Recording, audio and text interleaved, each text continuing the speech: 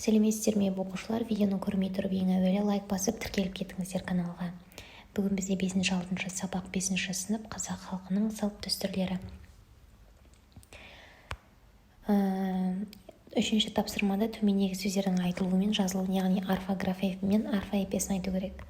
Міне, ердің күйін, оның жазылуы, айтылуы ердің күйін. Бірнеше қой, бірнеше ғой. Сұрап алады. П-ның орнына Б әрпі естіледі.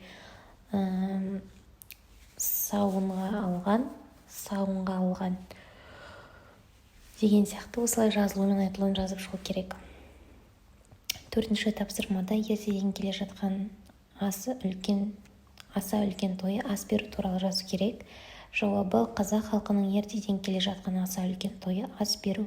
Ас беру өлім-жітімде жасалатын кәдеңіз еске алу рәсімі. Бұл дүниеден өткен жақындары мен бауырларын еске алып, аруағына бағыштап ас беру халқымыздың ежелден келе жатқан мұсылман дәстүрлерінің бірі.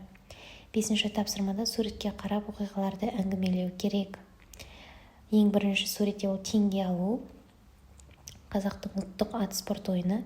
Ойынға қатысушылар 2 топқа бөлінеді. Теңге алу ойыны тегіс жерде өткізіледі.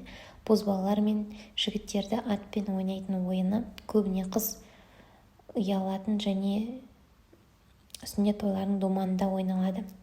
Көкпар ұлттық спорт ойындарының бірі. Көкпарда жасқа толған серкенің семіз таңдалып алынады.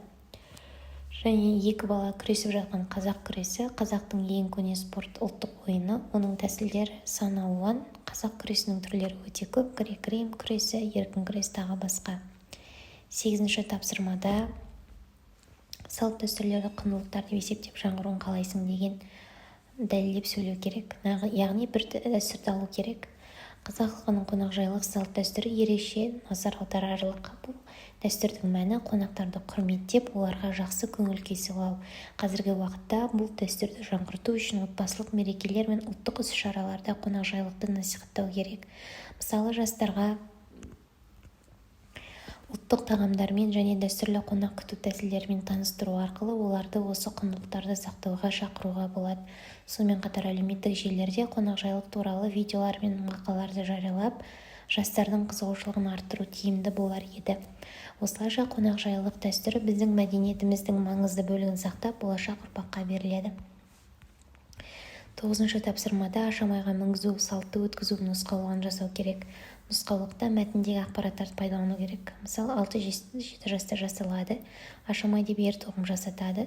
Қамшы өреді, жуастайға мінгізеді. Аналар шашу шашады, той өтеді. Осымен біздің тапсырмамыздың жауаптары дайын болды. Видео ұнаса, пайдалы болса лайк басып, комментарий жазып, міндетті түрде каналға тіркеліп кетіңіздер.